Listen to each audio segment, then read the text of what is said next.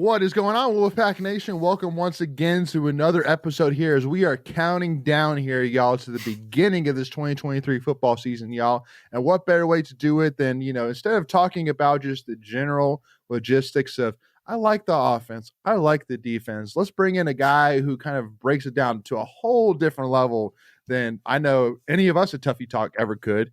PHILLIP Danford here with Inside Pack Sports. Again, if you follow IPS, you've seen and heard of a lot of Phillip's work where he does all his film breakdowns, even, whether it's by player, by team, by offense, you name it. A lot of great work is done, and it is a pleasure to have Phillip on now the second season in a row here. So, Phillip, welcome back to the show.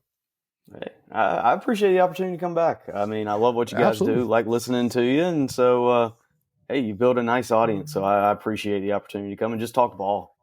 Yeah, no, and again, I'm telling you, I know you and I have had a lot of, conversations, and I'm excited now that we've had a lot of these conversations to kind of put it on camera, let Wolfpack Nation kind of, hear a little bit, but anyway, though, so I guess just to kind of start off, so, heading into this 2023 year, there's a lot of questions. And I know that, you and me specifically last year talked a lot about the offense. I mean, we could talk about the defense for sure, but I think that, and we'll kind of talk a little bit about it, but I mean, for the most part, I mean, Tony Gibson's still defensive coordinator. You still got two of the best cornerbacks in the ACC coming back. You still have Peyton Wilson. You still have a lot of defensive linemen that have huge chips on their shoulder, like CJ Clark and Savion Jackson. So you know what you're going to get. You're going to get a really good defense every week. It's not even a question. To me, that's not really a story. The real story for me is without a doubt the offensive side, because especially since from last year you go from 2 years ago with Leary and Tim Beck. Leary broke Philip Rivers' season passing touchdown record. And you saw a lot there. To then last year, first game out of the gate, against ECU, and it was like it's almost like we just forgot to wake up. And then the more the season went, the more we were like, man, yeah, it just seems like things are off. And then I just want to kind of talk a little bit about last season in terms of I think that for any offensive coordinator, if I were to tell any offensive coordinator, hey, heading into the season, you're going to play 4 different quarterbacks going into a season, I don't think there's any offensive coordinator in the country that could prepare for that. I mean, it's just we're just going to do the best we can with what we got and just hope it works. I mean, I know we've talked a lot about, Tim Beck in general, but I mean, I know, we haven't had you on since the last season ended. So just kind of tell me a little bit in terms of, specifically like the UNC Louisville bowl game, like the last 3 games of the year when you kind of started to see the transition to Ben Finley. What were your thoughts? Did you see a lot of changes that Tim Beck made to, go around Ben Finley, or did you kind of see just more of the same as even when Devin Leary was playing? Yeah, I mean, I think when you got the transition to Ben Finley last few games of the year, I think you definitely saw a reduced playbook. I chart the games, and you could definitely play after play. Like it got a little repetitive at times. They love, for example, Ben Finley throws the glance RPO as much as any quarterback I've seen at the collegiate level. That is like his. So when I think of Ben Finley, that's the concept that I think of with him. Now they threw it with Leary some, but you could tell that that's a concept Finley was comfortable with. My big thing with Finley, when you look at how those last few games played out, is he was a quarterback that was greatly affected by pressure. Louisville, one of the top 5 pressure rates in the country, made him very uncomfortable. You go to UNC, you pick up that big win, but where does UNC really fall short? That front 4 does not get pressure. They were one of the worst in the country. I think they only had 16 sacks all of last year, and that's through 13 games, or actually 14 games. I'm barely over 1 a game. That's a pretty poor rate. And that allowed Finley to kind of get comfortable in the pocket. And we saw them. The big difference in the UNC game is now they didn't hit on a lot of big shots. And that's one of the reasons Robert and I is here, to try to increase the explosive play rate of NC State. But the big thing with UNC is they hit on them, and they also hit on them and scored, right? We saw 2 touchdowns scored outside of the red zone. That was not a common theme last year. And then the other one was Devin Carter, if you remember the first drive. he caught that big pass and he gets tackled at the 2. So, I mean, you basically theoretically scored on 3 plays outside of the red zone. And so they were able to capitalize in ways in that game they didn't for most of the season, to be frank. And then we get back to Maryland and the pressure shows back up, and all of a sudden we get kind of jittery and shaky on offense. So pressure was the big deal to me when it was with Ben Finley. Listen, last year wasn't what we all wanted, but in the end, Dave Dorn has mentioned this, 8 wins, 4 quarterbacks. Nobody's ever done that in college football. So it wasn't a terrible year. It just wasn't what we all wanted. I know some folks were down on Devin Leary early in the year. I definitely think he would have thrived in those last few games. I think he really would have. But I will say this, and I made the comment, and I know some people didn't agree with me. I do still believe, going back and even watching some of the film, Leary, especially the Clemson game, it stands out to me. There were shots I didn't think he took. And I'm talking intermediate holes. Yeah, it's going to be a tight throw, and it's like he didn't want to pull the trigger. And I don't know if it's the interceptions from the year before and trying to live up to that or what. But when you're playing Clemson, especially in Death Valley, you're going to have to try to make some of those throws. And that still stands out to me. He didn't pull the trigger on some of those that I thought he should have. So things weren't perfect last year. In the end, though, 8 wins, it wasn't the end of the world. Well, and especially, I mean, you went 3-0, against in-state opponents, ECU, Wake Forest, and UNC. So you won the Mac Brown North Carolina championship. So, hey, that's something, right? So we'll take that. But, now kind of transitioning, sorry, Michael, do you have something to add? Just talking about a little bit about last year with Leary. I mean, obviously, like Phillip said, I think he would have feasted on that second half against Wake, BC, UNC, those defenses. I mean, we saw him do it in 2021. I think we win 10 games easily if he stays healthy. I mean, we don't lose at home to BC, and then you just need one of the other 3 games between Syracuse, Louisville, and Maryland to get to 10 wins. And, with Leary healthy the whole season, obviously there's no way to back that up, but I just think that even with how off the offense seemed in the first 5 or 6 games, I think getting through the season, they would have figured it out a little more. But yeah, that's just my thoughts on last season.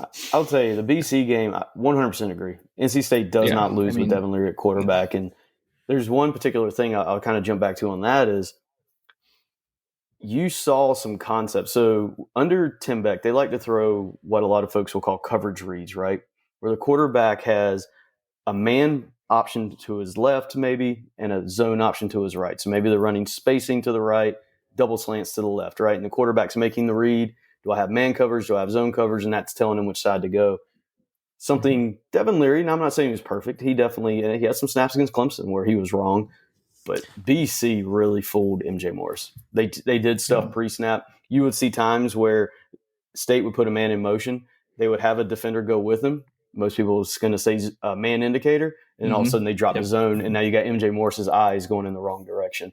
I think Leary probably would not have had as many issues, and I think ultimately you come out with a much better offensive product if Leary's back there against BC. I give BC a lot of credit. I thought they had a really good game plan against a very young quarterback, and they took advantage of that immaturity, so to speak, right? That inexperience of MJ Morris. Yeah, absolutely. Well, I'll tell you today, and today is July 27th when we recorded this. So ACC kickoff was today, and I was keeping a tally chart in my phone of how many times Jeff Hafley brought up the NC State game last year. Like, there's no doubt that he is like picketing it, being like, I beat NC State at NC State, trying to save his job. Get himself a little bit off the hot seat. Which was funny, but yeah, and so you kind of bring up that exact thing, Phillip, because I know that the biggest thing that has been the biggest question this offseason is what's going on with MJ, like what's going to happen with MJ. And I personally love the fact that Doran just came out rightfully and said publicly, as of right now, Brandon Armstrong is the starting quarterback, which if he said it publicly, that means that well before he said it publicly, he already said it into the team that Brandon Armstrong is the starting quarterback.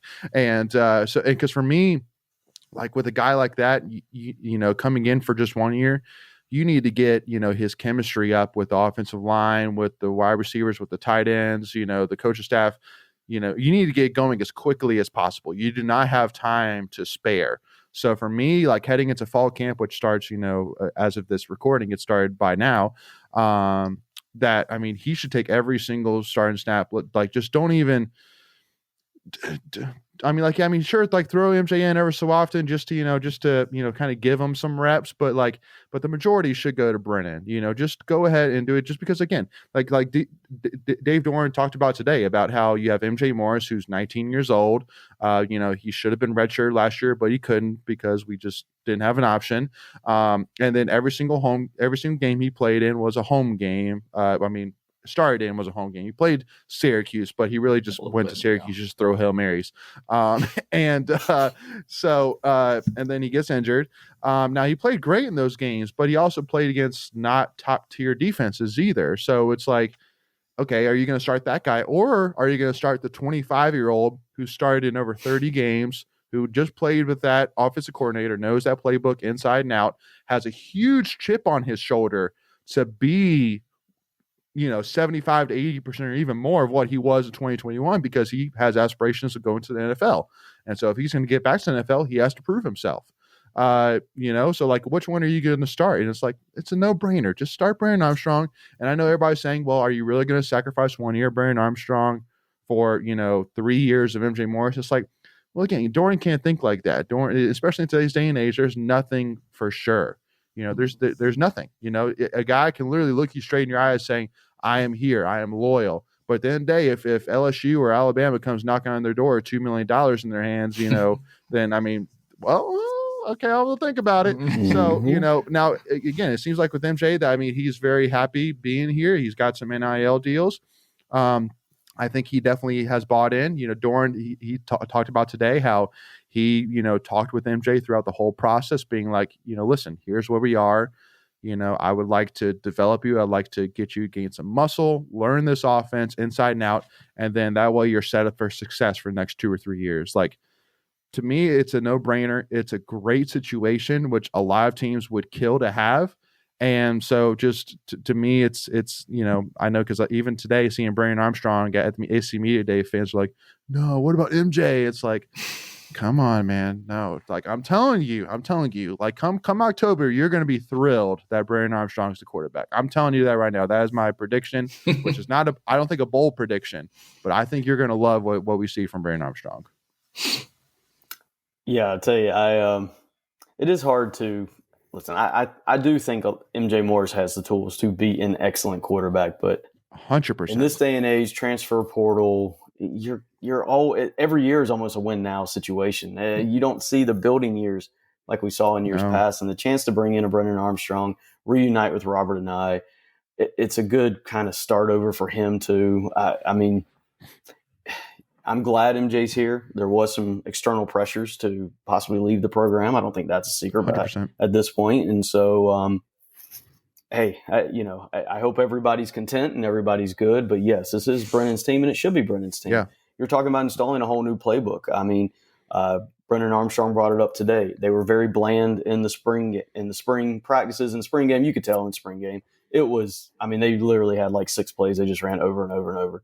It was pouring down raining too. So yeah. They weren't putting it. They didn't do any motion. They didn't do any shifts in the spring game. So they have a lot to still go through. Now, Robert and I has been praised. We heard it today. I've heard it and read in past articles. The verbiage and the language and the way he communicates. A lot of people say that's one of the best aspects of his offense. But they still have a whole offense to put in for the most part, right? And so moving people around, trying to figure out where they fit in. I had a good discussion with James Henderson, IPS, the other night. Was where do guys move around? Like, to me, like a Keon Lassane, I think I would, based upon this offense, move him in a little bit. Does he get that look? Does he not? We know Robert Anae has an affinity for big slot receivers like Keaton Thompson, Jelani Woods, and Aronde Gadsden. So is there a chance we see one of those guys possibly bump in? And he likes that size over the middle of the field. And so, there's so many combinations he could work through, and they're going to need all these practices, I think, to kind of flush things out and figure out really who's going to be part of the core of this offense. Not everybody's going to be part of the core. I mean, that's just the Right. reality. Some folks are going to be on the peripheral. They're going to get some play, but they're not going to get maybe as much as they want. But you got to figure it out now. Before we continue, I want to take a quick second to tell you about our sponsor, Flightland's Jessup Insurance Group, that has your whole world covered, with agents in 5 offices throughout eastern North Carolina to help you decide how much coverage you need. Offering policies for home and auto, recreational vehicles, commercial, crop, health, life, and employee benefits. They are able to combine options to find a comprehensive solution that works for you. Flightland's Jessup protects the things you love so you can spend less time worrying and more time enjoying them. Find them on Facebook and Instagram at Flightland's Jessup. You can also visit their webpage at www.flightlandsjessup.com. So please make sure to go and check them out. Well, and I want to ask one thing, and I'll let Michael come on in here. But, one of the things today, which I thought was really interesting, which I'm sure you caught, which I'm sure kind of raised some bells in your head for sure, was when Doran was telling a story about how with Anai, how he was watching the Super Bowl. They were watching the Super Bowl together, and how they were watching the Chiefs offense. And Doran was like saying, "Man, I would love to have some of these plays in my offense." And Anai was like, "Okay, well, let's do it." And Doran's like, "Really?" He's like, "Yeah, no, let's just do it." And I was like, and of course, I think I must have received probably 3 different messages from State fans, and even myself being like, "Man, like, could you imagine the Chiefs offense like in NC State uniforms?" I'm like, that'd be really sick, no doubt about it, because there's definitely no offense more exciting to watch than the Chiefs offense in the NFL, in my opinion. So, I mean, do you see an offense like that? I mean, do you see that possibly working, with the weapons that we have? Well, there's elements. I mean, everybody runs some of the same stuff. Like, I don't care what offense it is. There's plays you're going to see throughout football. Everybody runs 4 verts at this point, right? Mm-hmm. Now, Tim Beck, I would say, had an affinity for 4 verts, but everybody runs it, right? Yeah. Now, I'll tell you, when I heard that comment today, the first plays that popped in my head were the Chiefs' low red zone plays where they did those quick whip routes, right? And they were messing with the coverage, right? Because one, you had the safety spinning and they leave a guy open. And I think back to that's something we see in the film quite a bit with Robert Anai. He likes to get those outside receivers. Now, he doesn't always play with big outside receivers, and that's why I think a guy like Julian Gray can really thrive in this offense. If he stays kind of that Z kind of outside receiver, they run those quick little whip routes. They like the hezzy routes where he'll go up and it's really a tempo route. Because you might have a slot guy running a fade, and then he's kind of slow playing it off the line, and then gets on the cornerback's toes, and then he jumps inside. And then you kind of get those tempo routes and those quick change of direction routes. Those were the first things that popped in my head, and I'm like, that right there fits what I've seen on film of Robert Anai. So, I mean, it could be other plays, but those are the ones that I thought of first. Well, because besides like deep, plays, the other issue I felt that we had with Tim Beck's offense was goal line plays. I mean, look at the ECU game. I mean, we literally just ran out of plays that we just said, all right, we're just going to run halfback dive right in the middle. Just keep going, and then just, hopefully get there. And it's like, and so I think that's a big thing is that like with the Chiefs, like how they do like the shovel pass option plays, to the tight end. Like maybe with Javonte Vereen. I mean, that'd be, a great idea. Maybe, a lengthy, tall tight end, shovel pass inside, reach out a half a yard. Like that's an idea. Like you said, got quick guys like Terrell Timmons, Julian Gray on the outside doing quick, dig routes out, with some rub routes to try and get some space. Like I completely agree. So I like it. Michael, go ahead. Yeah. So talking more about Brennan Armstrong, what do you see as his biggest strengths and then some of his bigger weaknesses?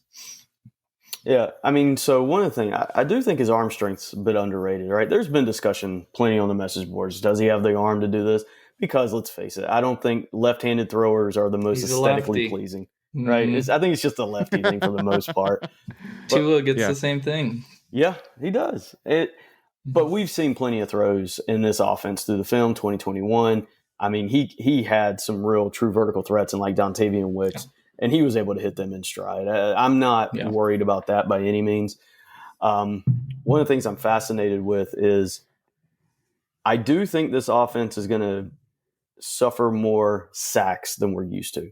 NC State's usually on the lower end of the sack total. When we get by the end of the year, I want to say there was 22, 24 last year. Yeah, very small. But it's just, I think that's something you're just going to have to deal with because you're going to have a quarterback here in Brennan Armstrong who is not going to go down easily. He literally fights for every yard, and he will keep some plays alive, and he will make some great kind of second reaction plays, right, off script kind of plays, and there's going to be probably a few more sacks to get it mixed in there with it. But I think that's something that we didn't fully have at times, right? If a passing concept was not there, State threw the ball away. They had more throwaways in the last few years than they had prior. We just didn't see that off-script playmaking ability all the time that I think Brennan's going to bring to the offense. If you're talking kind of downside, frankly, at the same time, we could experience more interceptions. I mean, I just think that's going to be. He is an aggressive quarterback, right? He is going to try to fit some tight window throws that do not always work. But there is a give and a take to everything, right? A yin and a yang, and that's just the nature of it. And so is it going to be incredibly high where it's going to be detrimental to the overall outcome of a game? I don't know that. But NC State's, again, on the low end of the interception spectrum. So low on sacks, low on INTs. They played a fairly safe version of offense. I mean, let's face it, under Tim Beck. Yeah. I think it's going to stretch the bounds a little bit more than we've seen the last few years. There's going to be maybe a little bit more bad, but I also think the good's going to outweigh it. So, yeah, agreed. Yeah. Because I mean, I'm trying to look it up right here, right now, but I mean, because I think that I agree that, I think it's okay to be a little bit more aggressive. And if, it results in a few more turnovers, and so be it, because I think that, with how strong our defense is, that, I mean, I think that the biggest focus for offense is just give me 28, 31 points a game, give me at least that, if you can get me, in the 30s, or close to it every single game, we're going to win 75% of our games just because of how good our defense is. But I think the problem is that with last year, since our offense was so just non-existent, I mean, the fact that Dave Doran coming out of halftime in the Syracuse game was like saying, yeah, we need defense to get a pick six or whatever it is. I'm like, I mean, exactly. Basically, Doran is saying, if my offense can give me 21 points, we're going to win this game. It's not even close. So, I think that's really the biggest thing is just get me 31 points on, and we're going to win. I mean, even last year's game against Maryland, even with a really talented quarterback and Tua's younger brother, and a really good offense. I mean, our defense gave us all the opportunities in the world, all the way to the end to win that game. And again, if we had a half decent offense, you win that game without even blinking an eyelash because of how good our defense was. So, it's frustrating. But one thing which I want to ask you about before we wrap up part one here, and then part two, we'll kind of talk a little bit about the wide receivers, and the offensive line, which I think are the two biggest questions heading into next year. Running back wise, for me, when we got the news that Demi Sumo was transferring, I honestly really wasn't bothered by it. By it's really a single bit. Not necessarily because Demi's not a good player. No, he was a great player. Showed and specifically against DC, showed a lot of great plays for sure. But obviously the issues with the injuries, but also too because late in the season I saw what Michael Allen did, and I'm like, yeah, no, that kid, Michael Allen is a real deal. And he still got back as well, Jordan Houston, who is a guy that, a lot of people say, he's not, a flashy guy, but he can do it all. He can do whatever you need to. He can pass protect, he can run up the middle, he can run to the outside, he can catch passes. He can do whatever you need for him to do. And then you still got guys like, Kendrick Raphael, the true freshman that I've heard a lot of the coaching staff, has really liked. So, I mean, you got a solid running back room there. So, am I wrong? I mean, do you have any kind of concern with the running back wise? I mean, besides, the size maybe factor. I mean, they're not the biggest guys, but that's the only really thing I could think of. Well, I mean, I like Demi Sumo. I do think it was a loss. Just, I mean, this was a guy, the one thing he brought that, at least when I look at it, that far outpaced the other guys was yards after contact ability, missed tackles forced. For sure. Michael Allen maybe gets there with a few more reps and just kind of understanding the physicality of the game. Maybe he gets to that point. And frankly, I think that is where Jordan Houston kind of falls short. Last year, I forget, early in the year, I made a comment that me and James on a podcast, and I was like, Houston's got to be able to break first contact, and he struggled with that. It's like he got you what you blocked, right? He didn't get you more than what you blocked, and I thought he was relegated to just that. This year, I'm hoping, because I'll actually go back. I made a note when I was taking notes on the spring game. His first run of the spring game, he broke the first tackle. And then got an additional 4 or 5. And I wrote it down. I was like, first contact. He broke first contact. So, that's just one of the things that I keep in the back of my head when he plays that I'm looking for. Michael Allen, I don't have a big knock on him. Don't get me wrong. I don't have a big knock. I just want to see more of him. Like really, you know, what are the strengths? He looks like he can run with speed, and I do think he can at least get you something after first contact. I don't fully know, but I think it's there. Raphael, frankly, I have no idea. I mean, the spring game, he looked fast. I don't know. But I mean, if I had to say, yes, I'd like Sumo being there, but do I think it's going to be a big detriment to the offense? No, not necessarily. Run game wise, it would cause a very busy running back room. I mean, if you had all three of those guys back again, it's like, does Demi want to be more of a focal point, which I think maybe was one of the big reasons that he went to Kentucky. So but go ahead, Phillip. The other thing with the running game, with Robert and I coming in, frankly, Brennan Armstrong is going to be a big piece of this, right? When you look at kind of the history of Anai, outside of maybe 2015, I want to say it was, when he had Kurt Benkert, his first year at UVA, he's pretty much lived with running quarterbacks. Running quarterbacks are a major theme within his offense. Armstrong is going to help that backfield, and he's going to get his too, right? So, frankly, would there have been enough to really go around? I'm not sure, right? Because Armstrong is going to get his. I think Armstrong's probably going to run a good bit, frankly, this year. Yeah. Well, especially too, because I think that, last year when you had Leary, Beck would kind of flirt with the potential of Leary running, but most officers were like, yeah, you're not running. And honestly, all state fans are like, yeah, no, you're not running, Leary. No, you're not running. Yeah. I don't care if you've learned now how to slide. I don't care. You're not running. So I think with Brennan, now you do have that threat. So now it, opens up some more holes, for the running game to get through, which I think for me, that's the biggest thing. I think that's one of the biggest keys is that if we can see a run game shine early, specifically against UConn, I think that's the that's the stamp that I know that, okay, now we're in good hands. Because I feel very confident in the pass game, but I think that if we can open up that run game, which is what we've had an issue with, I think predominantly in the Tembec area, and move away from that, then I think it puts you in great situation. Not be so one dimensional. So but and I think just having a QB that at least has the ability to run in today's game it's just like almost a must have. I mean, it just this isn't anything groundbreaking, but when you don't have a QB that runs, then you're playing the defense 11 on 10, and so it just evens out the numbers when you have that threat of the QB run. Absolutely. 100%. I mean, you get into the red zone, you have to play 11 on 11, right? Yeah. You really, I mean, you get in that condensed area of the field now. You're down a man. I mean, that really hurts you there because you can't space them out like you could in midfield. Right. So, you got to have that running quarterback. At least it feels right now. Unless you're just overpowering up front like Georgia or something like that, you really do have to play 11 on 11. So, I hope. I mean, I'm okay if we face the challenge of facing Georgia sometime in the near future, because that means that we've done really, really well. But I mean, I'm not necessarily excited about it per se. But again, Georgia's a beast. So I feel for all my comrades in the SEC. So, and I feel for my comrades FSU, even flirting with going to the SEC, like really hardcore looking at the SEC. I'm like, all right, best luck to you, my man.